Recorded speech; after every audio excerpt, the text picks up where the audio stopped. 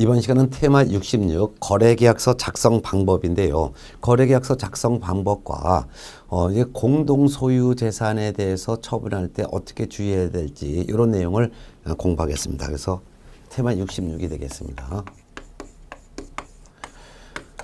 거래계약서를 작성한다.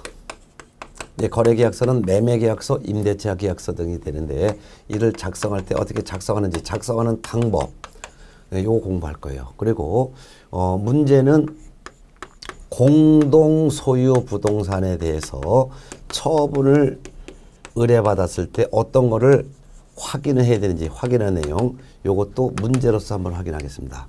자, 그러면 거래계약서는 누가 작성하느냐? 개업공인중개사가 작성합니다. 근데 개업공인중개사는 세 종류의 개업공인중개사가 있죠. 첫 번째는 법인인 개업공인중개사, 두 번째는 공인중개사인 개업공인중개사, 세 번째는 법 부칙 6조 2항에 규정된 개업공인중개사가 있어요. 근데 법인 개업공인중개사는 법개공은 비생명체이기 때문에 법개공이 직접 계약서를 쓸 수는 없기 때문에 대표자가 대신 작성을 해야 되겠죠. 근데 법인에 만일 분사무소에서 거래계약서를 작성한다면 이때는 분사무소의 책임자가 작성을 해야 될 것입니다. 이때 작성은 언제 작성하냐? 중개가 완성되었을 때 작성합니다. 중개가 완성되었을 때 작성하는데 이 거래계약서에 기록하는 내용은 거래 당사자가 즉 매매계약이라면 매도인과 매수인이 거래 당사자인데 거래 당사자가 서로 합의한 내용을 기록합니다. 합의한 내용을 기록하는데 이 거래계약서를 작성함에 있어서 지금 현재 표준서식이 없습니다.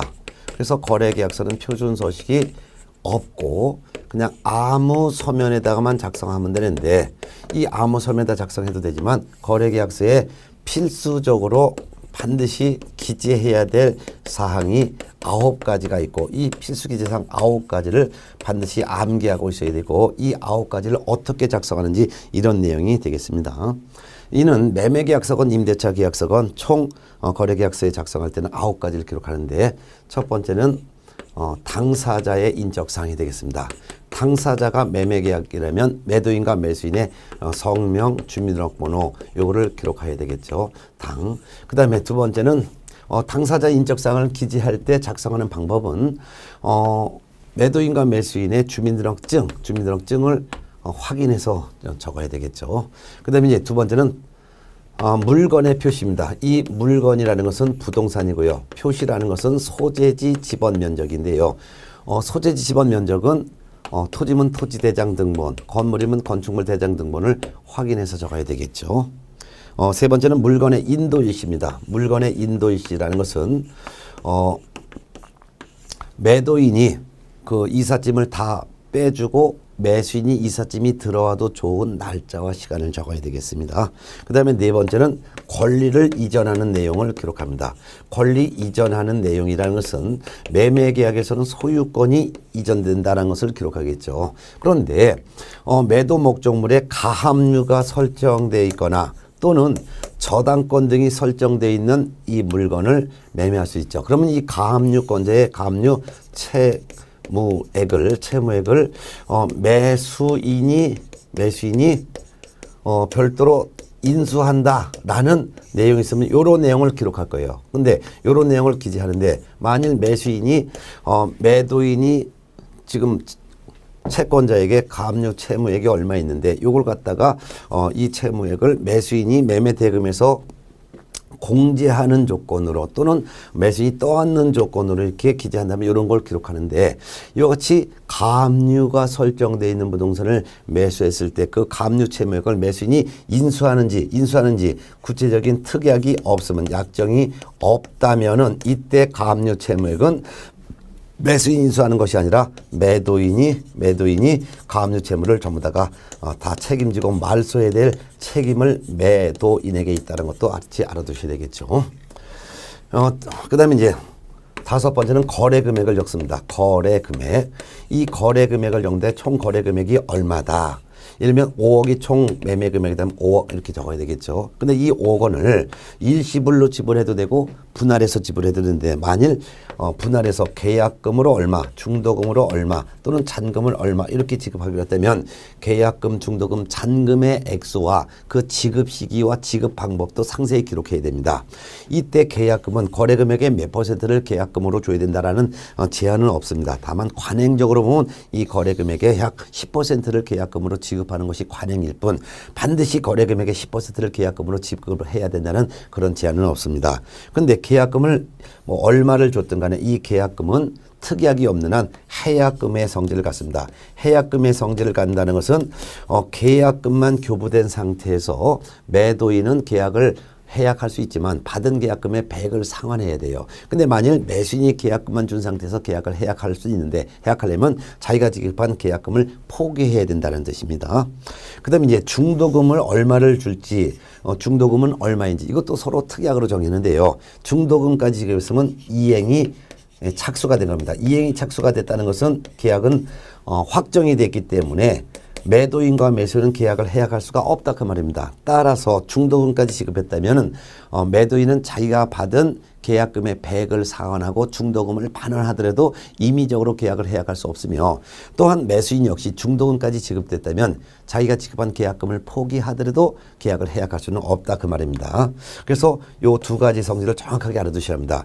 계약금만 준 상태에서는 해약금으로 보기 때문에 매도인이나 매수인이나 일방적으로 계약을 해약할 수 있지만 매도인은 받은 계약금의 100을 상환해야 되고 매수인은 계약금을 포기해야 된다는 거. 그렇지만 중도금까지 지급했으면 특별한 약속이 없는 한 매도인은 또는 매수인은 임의적으로 계약을 해약할 수가 없기 때문에 매도인은 받은 계약금의 100을 상환하고 중도금을 반환하더라도 계약을 해약할 수 없고 매수인은 자기가 지급한 계약금을 포기하고 중도금만 돌려받는다 하더라도 계약을 임의적으로 해약할 수 없다는 거 알아두셔야 돼요.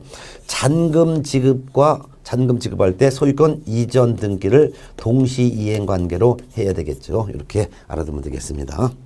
그래서 중요한 걸 좀 알아두셔야 합니다. 그 다음에 이제 5가지 외에 또 6가지가 있죠. 여섯 번째는 그 밖에 매도인과 매수인이 별도로 약정한 사항이 있으면 약정사항을 적습니다. 이 약정사항은 약정을 했을 때만 적습니다. 예를 들면은 매도인의 하자 담보 책임이 있는데 매도인의 하자 담보 책임을 요거는 특약을 하지 않아도 나중에 하자가 발생하면 이거 매도인이 책임을 지게 됩니다. 근데 매도인의 하자 담보 책임이 매도인이 책임을 지지 않겠다. 매도인이 책임을 지지 않겠다라고 특약을 했을 때는 특약이 우선적으로 적용됩니다. 예. 그 다음에 매매 비용을 누가 부담할지 매매 비용 하면 감정비 뭐 이런 것들이 있는데 이거는 특약이 있으면 특약에 따르고 특약이 없을 때는 매도인과 매수인이 서로 균분해서 부담을 하도록 하는데요. 이와 같이 측량 비용을 누가 부담하는지 특약이 있으면 특약을 적으라는 거예요. 특약을 했으면 특약이 우선을 해서 적용이 됩니다. 이런 것들도 적어야 되겠죠. 그 다음에 이제 사실 이 거래 계약서는 거래 당사자가 합의한 내용을 적는 건데 유일하게 거래 당사자가 합의한 내용이 아님에도 불구하고 기재하는 게 하나 있어요. 그것이 바로 중개대상물 확인 설명서를 거래 당사자에게 교부한 일자를 적습니다. 중개가 완성됐을 때 개공은 확인 설명서부터 먼저 작성해서 거래 당사자에게 교부하고 그 다음에 이제 거래계약서를 작성하는데요. 확인 설명서를 교부한 날짜도 거래계약서에 기재해야 되겠죠. 그 다음에 이제 8번째는 계약의 조건이나 기한이 있을 경우에는 즉 계약의 조건이나 기한을 붙인 경우에는 계약의 조건이나 기한도 적어야 되고 마지막 9번째는 계약한 날짜를 적어야 합니다. 계약한 날짜를 다 적어야 되겠죠. 이걸 다 적었으면 거래 당사자는 서명 또는 날인을 하면 되지만 개업 공인중개사와 당해 중개 행위를 한 소속 공인중개사는 이 거래계약서에 함께 서명도 하고 및 날인도 해야 됩니다. 서명과 날인해고 이를 거래 당사자인 매도인과 매수인에게 교부를 해야 합니다. 거래계약서를. 이때 교부는 거래계약서 원본을 교부하는 것입니다. 그런데 개업 공인중개사는 이 거래계약서 사본을 갖게 되는데 사본을 5년 동안 보존을 해야 될 의무도 있다는 것도 같이 알아두면 되겠습니다. 자, 그럼 이와 같은 거래계약서 작성 방법에 대한 내용은 제가 이제 설명을 다 드렸는데, 이에 대한 이중 매매 관련된 판례가 하나 있는데요. 이중 매매 관련된 판례 한번 읽어보도록 하겠습니다. 자, 1번 부동산의 이중 매매가 반사회적 법률 행위로서 무효가 되기 위해서는 매도인의 배임 행위와 매수인이 매도인의 배임 행위에 적극 가담한 행위로 이루어진 매매로서 그 적극 가담하는 행위는 매수인이 다른 사람에게 매매 목적물이 매도된 것을 안다는 것만으로는 부족하고 적어도 그 매도 사실을 알고도 매도를 요청하여 매매 계약에 이르는 정도가 되어야 한다. 이게 바로 매도인의 이중 매매에 대한 배임 행위에 대하여 제2 매수인이 적극 가담하여 이루어진 매매 이중 매매 계약만 무효이다 라는 뜻이 되겠습니다.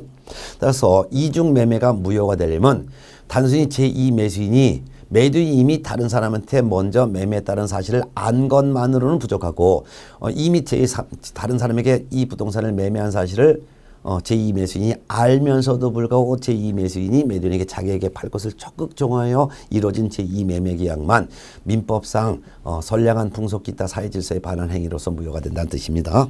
2번 보겠습니다. 부동산의 이중 매매가 반사회적 법률행위에 해당하는 경우에는 이중 매매 계약은 절대적 무효이므로 당해 부동산을 제2 매수인으로부터 다시 취득한 제3자는 설사 제2 매수인이 당해 부동산의 소유권을 유효하게 취득한 것으로 믿었다 하더라도 이중 매매 계약은 무효가 됩니다. 이게 바로 민법 103조에 규정된 선량한 풍속 기타 사회질서에 반하는 행위는 그건 무효가 되기 때문이죠. 자, 여기에 해당되는 확인 문제가 3개가 있는데 이 확인 문제는 우리가 테마 65에서 배웠던 테마 65에서 배웠던 방금 전 시간에 배웠던 공동소유 부동산에 대해서 처분할 때 확인하는 내용이 되겠습니다. 공동소유에서도 우리가 테마 65에서 할 때 특히 공유를 특히 주의하라 그랬습니다. 공유인 경우가 해마다 시험 나오는데 공유 지분은 각자 자유롭게 처분할 수 있기 때문에 다른 공유자의 동의의 필요가 없습니다. 그런데 공유물이 딱 나왔을 때는 이 공유물도 둘로 나눠 보셔야 됩니다. 공유물에 대한 처분에 대해서는 지분 처분은 각자 처분하게 처분할 수 있지만 공유물 처분은 다른 공유자 전원의 동의가 필요합니다. 그렇지만 공유물에 대한 관리 결정 또는 배타적 사용 결정 또는 임대 결정 이와 같은 3가지 결정은 지분의 과반수 동의가 필요하다는 거, 요 정도는 꼭 아주 잘 알아두셔야 합니다. 요 기본적인 개념 알고 있어야지만 문제를 풀 수가 있습니다.